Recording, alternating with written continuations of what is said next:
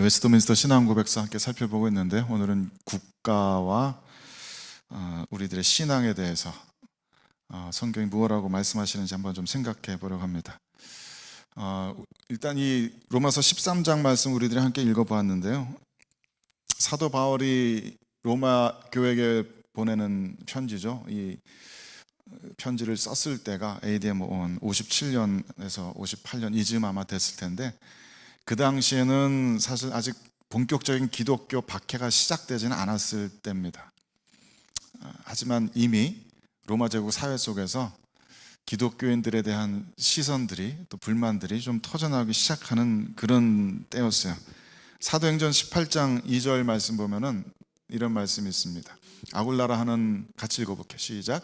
아굴라라 하는 본도에서 난 유대인 한 사람을 만나니 글라우디오가 모든 유대인을 명하여 로마에서 떠나라 한 고로 그가 그 아내 브리스길라와 함께 이달리아로부터 새로 온지라. 바울이 그들에게 가매. 사도 바울이 아굴라와 브리스길라를 만나는 이야기인데요, 이때 중간에 글라우디오가 모든 유대인을 명하여 로마에서 떠나라 하였다 그랬죠. 이게 이제 AD 40년대 말쯤에 이릅니다. 이 로마에 살고 있던 유대인 커뮤니티 안에 뭔가 좀 소동이 막 일어났었어요. 그게 무슨 일인지 정확하게 모르겠습니다. 근데 아마도 학자들이 추측하기로는 이때 기독교 복음이 전해지면서 유대인 사회 내부에서 기독교를 개종하는 자들과, 그러니까 그리스도를 따라가는 자들과 유대교 율법을 고수하는 자들 사이에 다툼이 일어나고, 그게 폭력 사태로 이렇게 막 번져갔었던 모양이에요. 그래서 그런 소동들이 막 일어나니까 글라우디오 황제가, 클라우디우스 이 황제가 이렇게 골치 아픈 유대인들은 그냥 로마에서 다 추방해버려라, 이런 명령을 내려버린 거예요. 그래서 이 브리스길라와 아길라도 그때 로마를 떠날 수밖에 없었고, 나중에 이렇게 사도 바울을 만나게 됐다는 그 얘기입니다.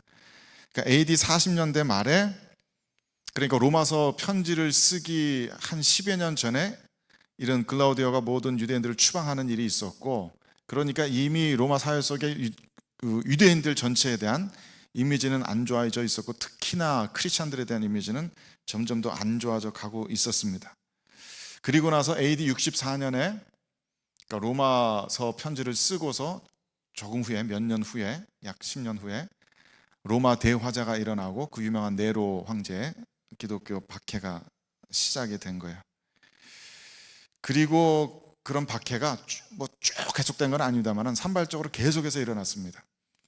잊을만 하면 한 번씩 일어나고, 잊을만 하면 한 번씩 일어나고, 황제 바뀌면은 어떤 때는 좀 조용히 지나갔다가 또 다른 황제 나면 또 대박해가 일어나고, 그래서 AD 313년에 기독교가 공인되기 전까지는 계속해서 그런 박해들이 이어졌습니다. 사실 굉장히 긴 시간입니다. 300년 동안.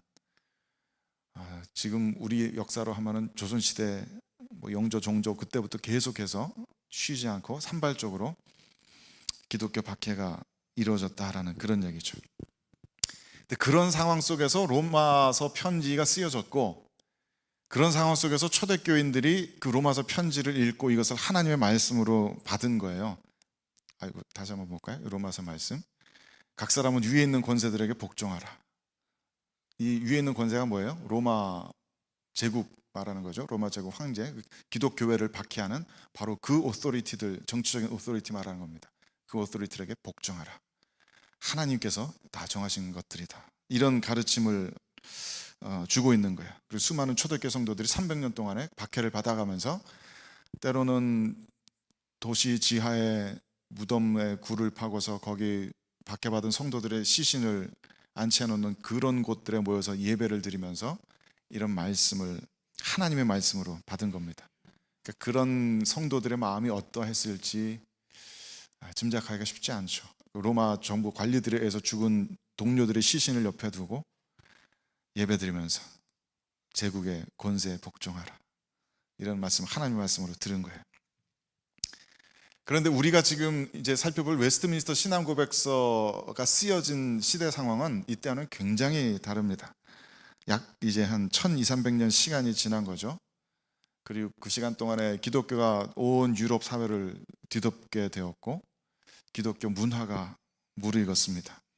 특히 이제 이 웨스트민스터 신앙고백서가 쓰여진 1500년대 그 영국의 상황은 좀 흥미로운데, 종교개혁이 일어나고서 얼마 후에 영국이 로만 캐톨릭부터 완전히 독립을 해버렸어요.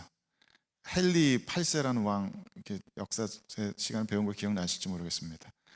이 사람이 캐톨릭 쪽에 그 영향을 받고 있는 왕비와 이혼을 하고 싶은데 캐톨릭에서는 이혼을 허용 안 하잖아요. 그래서 그냥 캐톨릭에서 빠져나와 버린 거예요. 우리는 우리끼리 하겠다. 그리고 이혼을 하고서 자기가 영국 교회의 수장이 된 겁니다. 교황을 대신한 자리에 자기가 이렇게 앉은 거예요. 그래서 그 자체가 영국 국교가 되어버렸습니다. 앵글리칸 처치, 영국 성공회가 되어버린 거예요. 그래서 영국 성공회는 초창기부터 그런 특징이 있습니다. 정치적인 이런 이슈와 결합돼서 교황의 자리를 대신 영국 왕이 차지하고, 그래서 영국 왕이 성직자들을 서임하고 성직자들에게 임명장에 사인하고 교회 전체를 다스리는 영국이라는 교회 전체의 담임 목사 역할을 하게 된 거죠. 그리고 나서 약 100년 동안에 또 영국에서도 많은 일들이 있었어요. 로마 캐톨릭이 다시 집권을 하기도 하고, 또 다시 개신교가 집권을 하기도 하고, 그 사이에 또 개신교 내부에서도 퓨리탄 청교도들을 박해하는 사건이 일어나고, 그래서 청교도들이 북미 대륙, 아메리카 대륙으로 도망가고 많은 일들이 있었습니다. 그런 일들이 일어나다가 이제 1600년대 중반에 들어와서 이 웨스트민스터 신앙 고백서를 쓰게 된 거예요. 지금 너무 막 스토리가 복잡해졌기 때문에, 영국 교회가 복잡해졌기 때문에 우리 모든 영국 교회가 함께 따를 수 있는 예배의 예전 리터지, 그리고 모든 교리, 모든 생활에 대한 지침을 만들어야 되겠다. 그래서 웨스트민스터 사원에 신학자들 다 불러 모아서 수년에 걸쳐서 많은 회의 끝에 이 우리가 지금 공부하는 웨스터 신앙 고백서를 만들어 놓은 거예요. 그러니까 로마서 편지가 성경이 처음 쓰여졌을 때 당시는 국가는 교회를 박해하는 그런 것이었어요. 국가는 교회와 원수지간이었습니다. 그런데 웨스트민스터 신앙고백서가 쓰여졌을 때 국가가 곧 교회가 되어버렸습니다. 그런 정황의 차이가 있는 거예요. 그러니까 국가의 역할이 완전히 다르게 느껴지기 시작한 거죠. 국가가 교회를 보호해야 되고, 국가가 교회와 함께 하나님의 나라의 일을 하는 그런 단체로 보여지기 시작한 겁니다. 그리고 또 한 400년이 지났어요. 400, 500년이 지났어요. 지금은 또 국가와 교회가 완전히 개념이 달라졌습니다. 지금은 흔히 말하는 이제 종교 분리의 시대입니다. 정치와 교회가 분리되는 시대. 그게 이제 미국이 독립하면서 미국의 헌법을 쓰면서 수정 헌법 제1조에 처음 그걸 이렇게 쓰기 시작했다고 그래요. 청교도들의 바라보는 세계관이 이렇게 좀 반영된 것이죠. 근데 흔히 우리가 정교 분리라고 하면은 교회가 정치에 대해서 간섭하면 안 된다, 이제 그런 개념으로 이해하잖아요. 교회가 정치 색깔을 나타내서 안 되고, 정치 활동해서도 안 되고, 심지어는 그래서 경건한 크리스천이라면 각 개개인의 성도들도 정치 활동을 해서는 안 된다, 뭐 그런 식으로 이해하는데 그건 좀 잘못된 이해고요. 원래 정교 분리라는 것은 이렇게 영국에서 국가와 교회가 하나 되었던 것을, 그래서 국가가 교회 성직자를 임명하고 국가가 교회의 일들을 관리했던 것을 떼어놓자라는 거예요. 국가가 교회에 간섭하지 못하는 것, 그게 정교 분리의 원칙입니다. 그래서 미국 헌법에 어떤 국교를 정하지 않고 정부가 어떤 특정한 종교를 밀어준다든지, 특정한 교단을 밀어준다든지, 특정한 교회에게만 세금을 면세해 준다든지 그런 일을 하지 않겠다는 거예요. 그게 정교 분리의 원칙입니다. 그러니까 자연스럽게 교회도 정치에 관여하지 않게 되는 거죠. 이게 이제 굉장히 근대적인 개념인 거고요. 종교 개혁 때에는 칼빈이 다스리는 제네바 시에서는 주일 예배에 누가 자꾸 빠진다 그러면 이제 그 신고가 들어갑니다. 목사들이 이제 신고해가지고 주일 예배 자꾸 빠지는 사람들은 이제 저 시청 불려가가지고 벌금 내든지 아니면 채찍 맞든지 그러는 거예요. 그리고 뭐 신앙생활이 좀 안 좋다, 뭐 도덕적으로 좀 이렇다 그러면은 목사한테 불려가는 게 아니라 시청에 불려가고 야단 맞고 그러는 겁니다. 그게 이제 종교가 합치됐을 때 얘기고, 우리는 그렇게 하지 않는다. 뭐 주일 예배 빠진다고 해서 시청 가서 벌금 내지 않는다. 근데 그 얘기입니다. 종교와 정치 생활이 완전히 분리되는 것. 그래서 교회도 당연히 교회 이름으로 어떤 특정한 정당을 지지하는 성명을 발표한다든지, 어떤 특정한 그 정당은 거부하고 거기다 막 비난을 퍼붓는다든지 이런 건 하지 않는다. 그게 정교 분리의 원칙인 거죠. 그러니까 초대교회로부터 웨스트민스터 신앙고백서가 쓰여진 이때까지 상황들이 그렇게 변화되어 왔습니다. 그래서 지금 현대에 이르기까지 국가와 교회의 관계가 굉장히 많은 변화들을 거쳐왔어요. 그러니까 그렇다면은 교회가 국가를 바라보는 관점도 계속 변화돼야 맞을 것 같은데, 성경은 늘 그대로입니다. 국가를 무엇라고 이해해야 하는가, 국가와 교회가 어떤 관계를 가져야 하는가, 그 모든 시대적 상황의 변화에도 불구하고 하나님의 진리의 말씀은 시대나 지역을 초월해서 늘 한결같은 그런 원리가 있습니다. 이제 그게 우리가 읽은 로마서 말씀 같은 성경 구절에 표현되고 있는 것이죠. 물론 모든 교회가 다 전부 다 동일한 관점을 가지고 있는 것은 아니고, 이런 성경적인 원칙을 실제로 적용하려고 할 때 차이들은 분명히 나타납니다. 어떤 이들은 국가 권력을 비롯한 모든 세속적인 권력들이 교회에 종속돼야 된다고 믿는 분들이 계세요. 다시, 국가 권력이나 모든 사회의 세속적인 권력들이 교회의 컨트롤 아래에 있어야 된다. 이게 중세 사회였던 거죠. 로만 캐톨릭이 그랬습니다. 그러니까 교황이 황제를 파면시키기도 하고, 황제 앞을 겨울에 바깥에 막 3일 동안 옷 벗겨놓고 세워놓아가지고 막 벌을 주기도 하고 막 이런 일들도 있었습니다. 그러니까 이런 신학을 가지신 분들은 코비드 때 정부가 락다운 명령을 내려도 우리 교회가 해야 될 일이 먼저지 교회가 정부의 지배를 받지 않는다라고 그것을 거부하시는 거예요. 이제 그런 신학입니다. 교회가 세속 권력 위에 서야 된다라는 신학. 어떤 분들은 완전히 거꾸로 교회의 종교적 권위가 국가의 사회적인 시민적인 질서에 완전히 순종해야 된다, 거기에 종속돼야 된다라고 믿기도 합니다.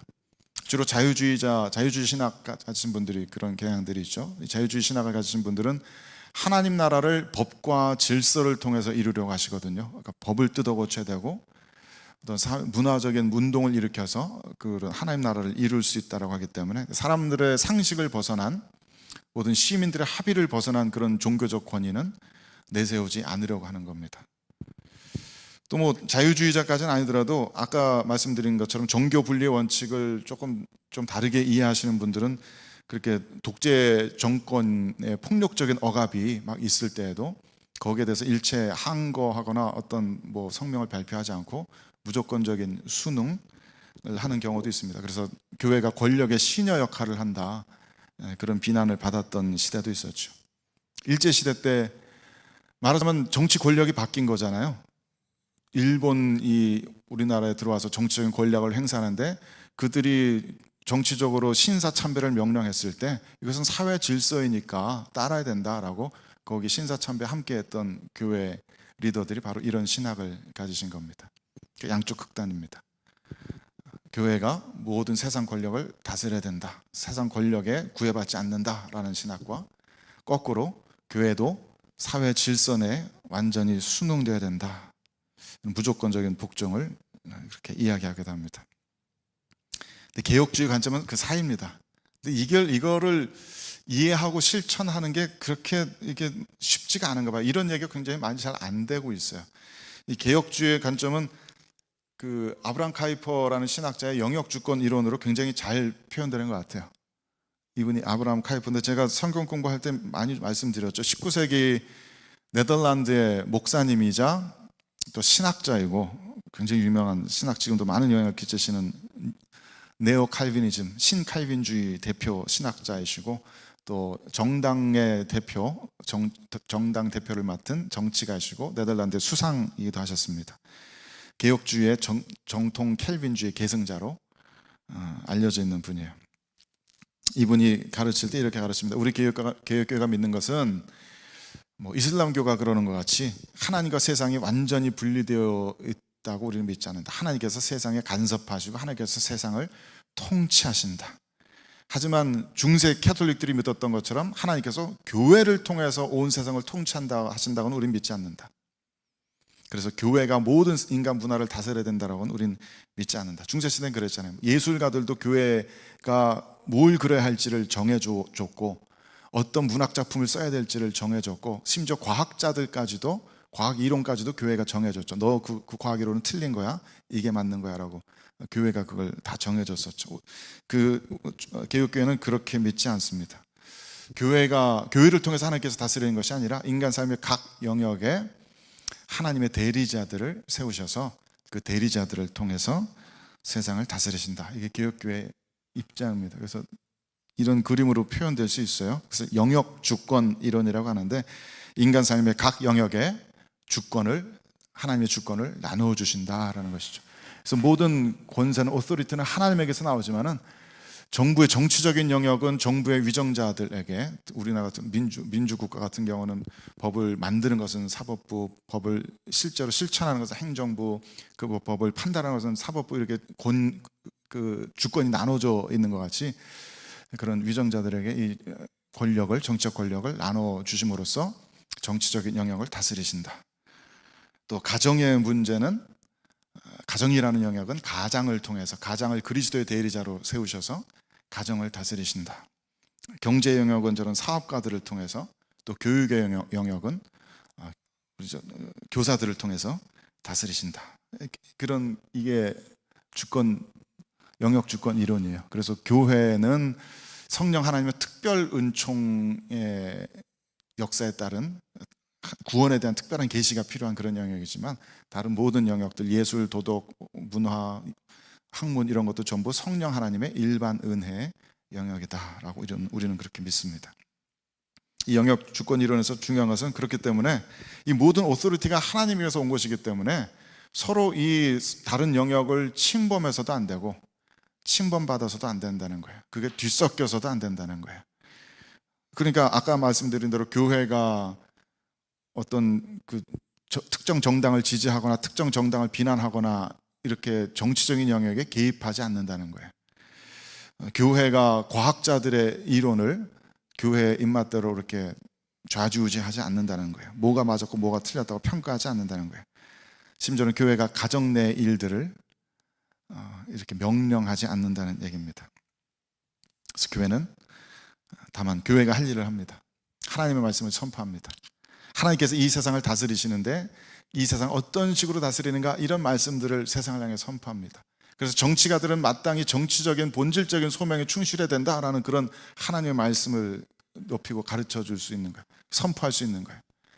모든 사업하는 사람들은 저울을 속이지 말고 서로 양심적인 그런 사업으로 행할 것을, 예수 그리스도의 말씀을 전하는 겁니다. 군인들은 사람들에게 억압하지 말고 폭력적으로 사람들한테 그렇게 대하지 말고 각자 자기 맡은 역할을 하라고 그렇게 가르치는 거예요.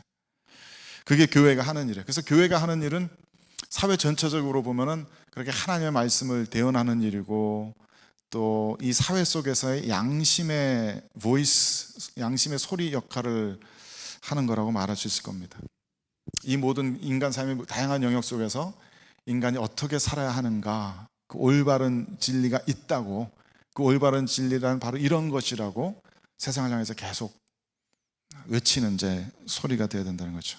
그래서 온 사회가 더 올바른 가치를 향해서 나아갈 수 있도록 붙들어주는 선지자적인 목소리를 내는 것이 교회여야 한다라는 것이죠. 그래서 이게 뒤섞이면은 사회가 부패하는 겁니다. 교회가 장사를 하려고 한다든지, 또 아니면 뭐 정치가들이 교회에서 목사 대신 설교를 하려고 한다든지, 그러면 이제 교회가 부패되는 것이죠. 이것이 우리 개혁교회가 믿고 있는 세상의 구조이고, 또 그 안에서 드러나는 교회의 책임입니다.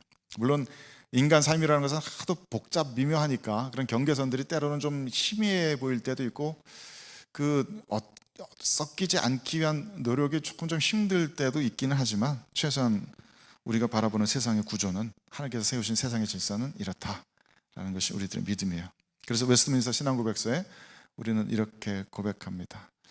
한번 읽어볼까요? 시작. 온 세상의 최고의 주시오 왕이신 하나님은 그분 아래서 백성들을 다스리도록 하나님 자신의 영광을 위하여 공공의 선을 행하도록 위정자를 세우셨다.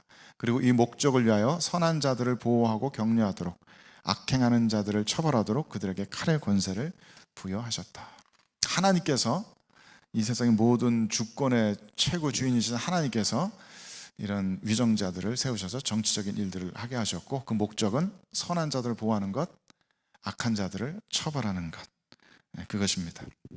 그러니까 뭐 생명을 만들어낸다든지 구원에 관여한다든지 이런 건 할 수 없는 거예요. 질서를 잡아주는 그런 역할입니다. 그러니까 개혁주의적인 기독교 세계관에서는 늘 하나님께서 창조하시고 하나님께서 다스리시는 그 구조 자체에는 아무런 잘못이 없습니다. 하나님께서 이런 정치적인 질서를 세우시고 모든 영역들마다 주권을 세우시고 하는 이 구조 자체는 잘못된 게 없어요. 다만 사람들이 이런 구조를 잘못된 방향으로 자꾸만 사용하고 자신의 욕심을 위해서 이것을 비틀어버리고, 그러니까 거기에 죄가 있는 것이지, 이 구조 자체는 문제가 없습니다. 정치 권력을 우리는 인정합니다. 그러니까 이 아브라함 카이퍼처럼 목사이고 신학자이지만은 사회가 요구할 때는 목사 직분을 버리고 정치가로 혹은 이런 위정자로 뛰어드는 것도 얼마든지 할 수 있는 일이다라고 우리는 고백합니다. 2번도 읽어봅시다. 시작. 그리스도인이 국가 공직의 부름을 받아 그것을 수락하고 수행하는 것은 합법적이다. 그 일을 처리하면서 그들은 각국의 건전한 법률에 따라 경건과 공의와 평화를 유지해야 할 의무가 있다. 이 목적을 위하여 현재 신약 아래서 그들은 정당하고 필요한 경우에 합법적으로 전쟁을 수행할 수 있다. 전쟁을 합법적으로 수행할 수 있다. 그러니까 와, 이렇게 좀 이렇게 마음에 좀 걸리게 되죠. 이 저스트 워, 정당한 전쟁에 대해서는 굉장히 뜨거운 신학적 논쟁이 늘 있습니다만은, 이게 뭐가 아니냐면은 최소한 이렇게 여호와의 증인이나 다른 이단들처럼 병역을 거부하고 총 드는 것을 거부하는 그런 일들은 우리는 인정하지 않는다는 얘기야. 특히 우리나라가 아직 우리 조국처럼 아직 전쟁 중인 휴전 상태에서, 혹은 우리나라가 다른 나라로부터 침략을 받았을 때 내 가족과 이웃을 지키기 위해서 불가피하게 전쟁을 하는 것을 우리는 정당하다고 믿는다는 얘기예요. 만약에 하나님께서 모든 전쟁을 다 악한 것을 여기 그것을 금지시키셨다면 예수님께서 이런 말씀은 하지 않으셨을 겁니다. 예수님의 말씀을 듣고서 군인들이 나와서 이렇게 묻습니다. 군인들이 물어 가로되 우리는 무엇을 하리까 하며 이르되 사람에게 강탈하지 말며 거짓으로 고발하지 말고 받는 급료를 족한 줄로 알라. 군인들이 해야 되는 일들이 사회 속에 분명히 있다라는 것을 성경은 인정하고 있는 거예요. 물론 이렇게 막 지금 일어나고 있는 많은 전쟁들처럼 다른 경계선을 넘어서 하나님께서 정해주신 그 경계선을 넘어서 다른 나라를 침략한다든지 그런 제국주의적인 그런 전쟁은 우리가 결코 선한 것으로 용납하지 않습니다만은 불가피한 전쟁의 정당성을 우리는 인정합니다. 그리고 하나님께서 세우신 이 위정자들에게는 그들 나름의 특별한 의무들이 분명하게 주어진 의무들이 있다라고 믿기 때문에 웨스터민스터 신앙고백서는 이런 항목도 쓰고 있습니다. 근데 읽어보시면 좀 이상하실 거예요. 이상한 점이 보이십니까? 위정자는 하나님의 진리를 순결하고 안전하게 지키고 신성모독과 이단을 억제하고 예배와 수양의 모든 부패 역습을 금지하고 종교회의를 소집하고 거기에 참석하고 이런 얘기를 쓰고 있어요. 이상한 게 보이시나요? 대통령이 하나님의 진리를 순결하게 지켜야 된다, 신성모독과 이단을 억제해야 된다, 종교회의에 참여해야 된다, 뭐 이런 얘기예요. 근데 이게 아까도 말씀드린 것처럼 1600년대 영국의 상황에서 나온 이야기 때문에 그렇습니다. 국가가 교회였던 시절, 국가가 당연히 교회를 보호하고 교회 일에 함께했던 시절이기 때문에 이런 고백서를 썼어요. 그래서 1788년 한 100년 후에 미국 장로교회는 이런 수정안을 이렇게 내놓았습니다. 그런 항목들 다 빼고요.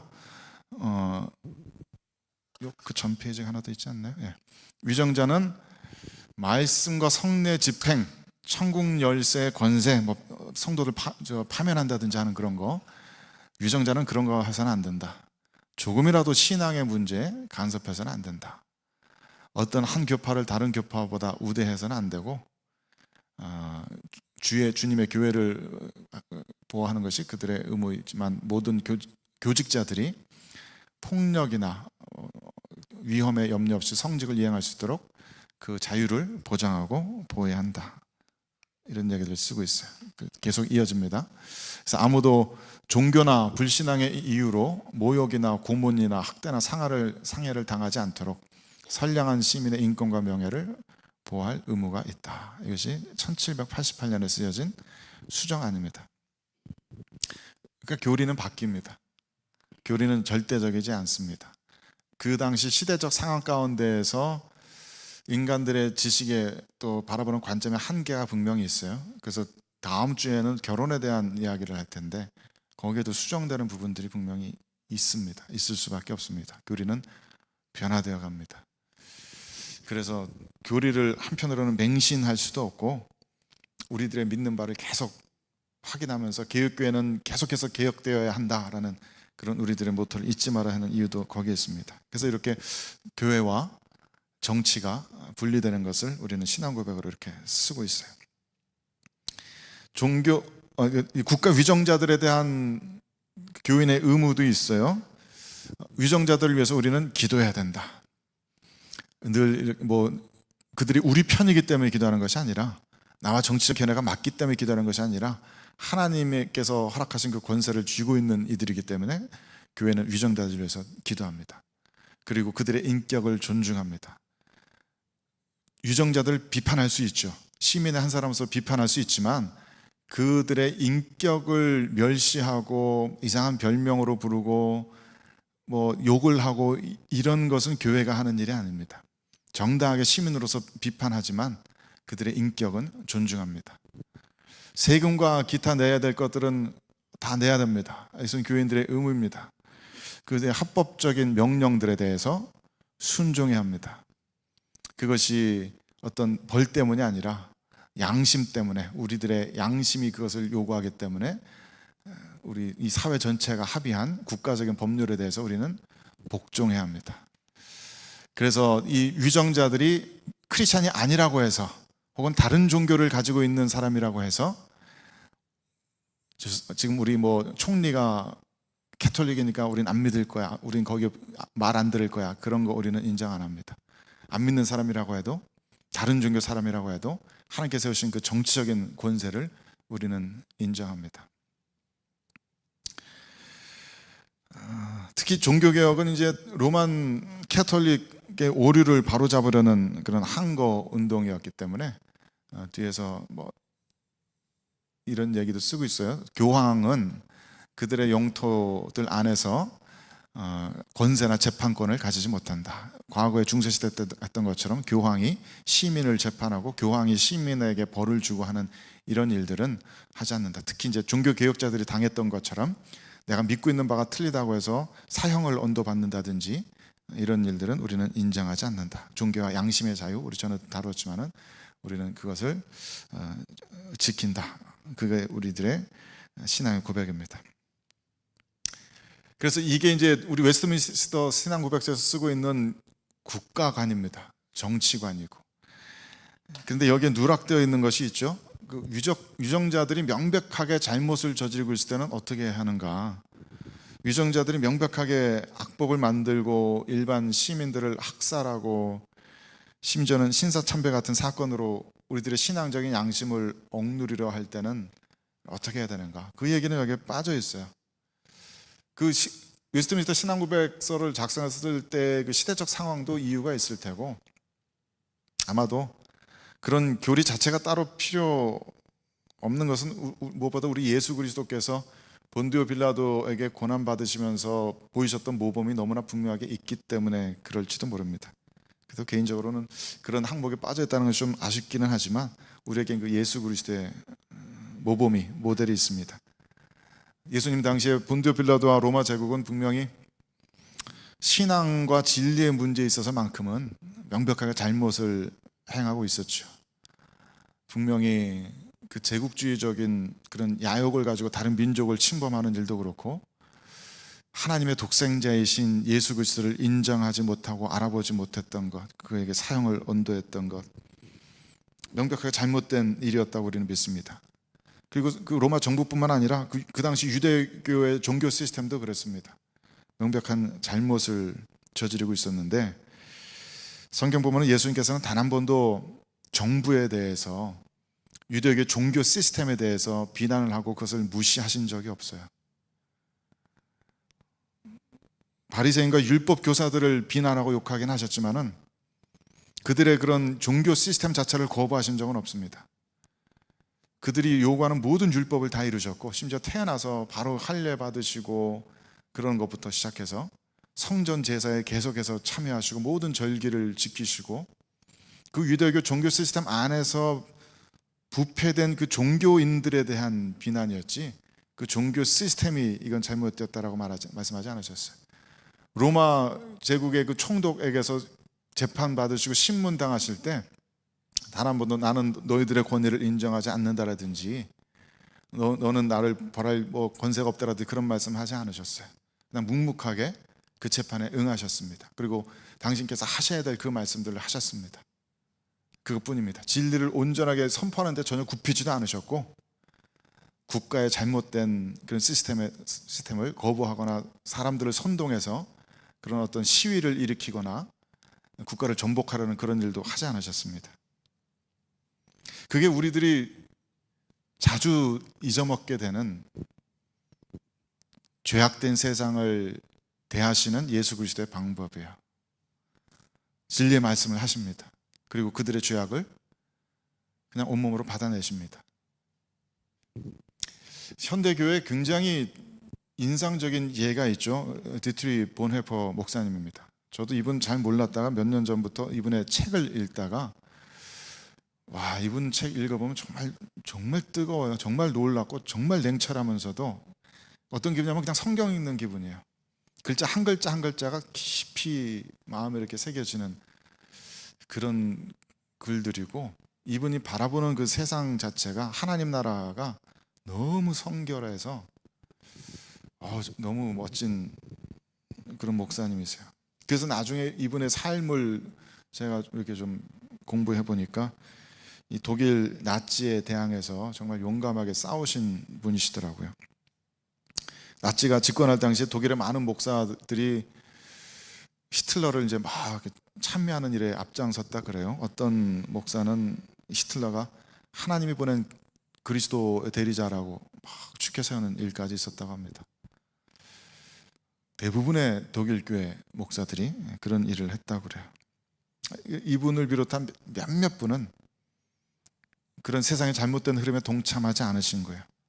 그러면서 많은 그 어록들을 남기셨죠. 미친 사람이 운전대 잡고서 사람들을 상해하고 있을 때 목사로서 내가 그들을 그냥 장례식만 치러줘야 되겠는가? 내가 달려나와서 그 사람에게 그 핸들을 빼앗아 버려야 하지 않겠는가? 그것이 하나님께서 요구하시는 정의 아니냐? 또 어떤 사람이 악을 저지르고 있을 때 그것에 침묵하는 것은 그 악에 동조하는 또 하나의 악이다. 그런 말씀들을 하셨죠. 근데 그렇게 가르치신 것뿐만 아니라 실제로 그 나치에 항거하는 웅병과 글과 이런 것들을 계속 하셔서 나치의 미움을 받고서 투옥 생활을 오래 하시면서 감옥에 갇혀 있는 가운데서도 목사로서 히틀러 암살 계획에까지 동참을 하셨다고 그래요. 스스로 살인의 그 죄 가운데로 걸어 들어가시면서도 이 세상을 스스로 믿는 바의 방식으로 섬기려고 했던 거죠. 그래서 결국 2차 세계대전이 끝나기 한 달 전에 1945년 4월 9일에 39세의 나이로 교수형을 당하셨어요. 근데 이분의 삶이 그래서 이 죄악으로 가득한 세상 속에서 우리 교회가 어떻게 돼야 되는가 굉장히 많은 고민을 하게 만듭니다. 이분이 바라보시는 예수 그리스도의 나라, 또 예수 그리스도에 대한 완전한 헌신, 하나님께서 요구하시는 세상의 정의에 대해서 우리는 어떻게 싸워야 될 것인가, 우리는 어떻게 대해야 할 것인가 굉장히 깊은 고민을 하게 해요. 물론 모든 상황 속에서 이런 보네포 목사님의 이런 방식이 늘 옳다라고는 말할 수 없겠지만, 그래서 모든 위정자가 잘못할 때마다 암살 계획을 세워야 된다는 그런 얘기는 아니겠지만, 최소한 세상이 잘못된 방식으로 가고 있을 때 자신의 목숨마저 돌보지 않고 항거하는 그것이 구약의 선지자들이 해왔던 일이고 교회가 지금도 해야 되는 일이 아닌가, 그런 고민을 좀 하게 만들어요. 그래서 우리는 개혁주의자들의 후손으로서 이런 정치, 경제, 예술, 모든 문화 활동에 대해서 전혀 무관심할 수 없습니다. 그래서는 안 됩니다. 그것은 성경에서 이야기하는 하나님 나라의 방식이 아니라고 저는 굳건하게 믿어요. 우리 개혁자 개혁주의자들이 주장해온 대로 한 손에는 성경을 들었다면 한 손에는 신문을 들어야 합니다. 성경을 가지고 세상을 계속해서 비추어 보아야 되고, 지금 어떻게 우리가 바른 방향으로 가고 있는지, 혹은 어떻게 다른 방향으로 가고 있는지 그것을 이야기할 수 있어야 되고, 선지자처럼 용감하게, 때로는 그것 때문에 내가 폭력적인 이런 피해를 받는다고 해도 교회는 그 선지자적인 목소리를 그치지 말아야 할 필요들이 있습니다. 어쩌면 앞으로 점점 더 빠르게 세속화되어가는 세상 속에서 이제는 그냥 이런 이론으로서가 아니라 정말로 우리들이 그런 일을 감당해야 될 때가 올지도 모르죠. 불과 몇 년 전에도 제가 말씀드린 것처럼 토론토에서도 찬양 집회를 시청에서 금지해서 우리가 싸워야 했던 때도 있었고, 이런 뭐 차별 금지가 좀 이상한 방향으로 가가지고 교회가 전도하는 것 자체를 사회가 용납하지 못하는 이런 분위기로, 종교의 자유 자체가 제한되는 이런 사회로 가버리게 되면은 우리가 해야 될 일들이 분명히 지금보다 더 있을지도 모릅니다. 우리는 더 희생당해야 될지도 모르고 더 용감해져야 될지도 모릅니다. 우리 자녀들에게도 어떻게 크리스찬으로서 살아가야 될지 더 깊이 논의하고 또 얘기하고 고민해봐야 될 때가 이미 된 것 같아요. 하지만 어쨌든 이 하나님께서 우리들에게 주시는 그런 원리들을 그래서 더 깊이 알아야 할 필요가 있습니다. 분명히 하나님께서 이 모든 권세들을 우리들에게 세우셨고, 그 권세들을 따라서 모든 사회가 굴러가게 만드셨어요. 그 가운데 교회는 교회로서 해야 될 일들이 있습니다. 하지만 만약에 잘못된 세상과 싸워야 한다면 그것이 결코 폭력으로 악에 대해서 악으로 되갚는 그런 방식은 아닐 테고, 예수 그리스도께서 우리들에게 보여주신 그 방식을 우리는 찾아내야 할 겁니다. 하나님 나라의 성도로서의 책임도 있고 또 시민으로서의 책임도 우리에겐 분명히 있습니다. 두 가지 책임 우리에게 모두 주어져 있습니다. 그런 책임들에 대해서 좀 더 깊이 있게 고민하고 기도하는 우리 모두가 될 수 있게 되기를 주님의 이름으로 축원합니다.